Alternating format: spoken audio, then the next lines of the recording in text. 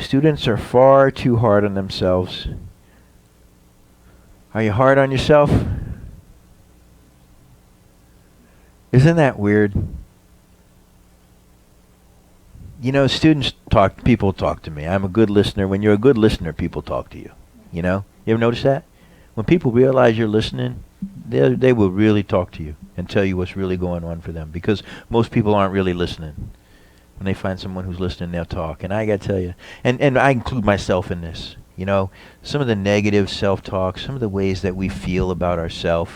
I mean, we would never, ever talk to our worst enemy that way.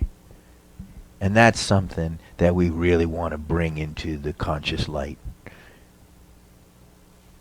You know?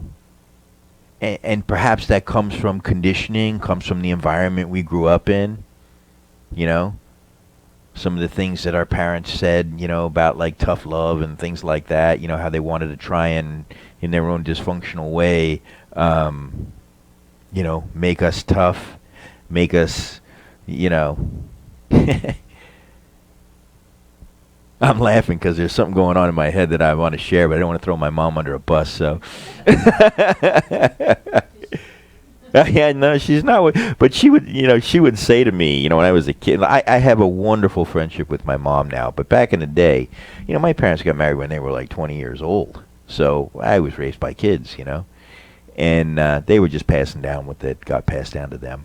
My father, you know, my grandparents immigrated from Italy, and, you know, there was a lot of that kind of tough love stuff. And my mom would say things like, yeah, you rotten, no good piece of shit. You're never going to amount to anything. And so when you hear that over and over again growing up, guess what? That's conditioning. You know what I mean? And you can say in your mind that I don't believe that, but then you start watching what's unfolding in your life, these unconscious seeds.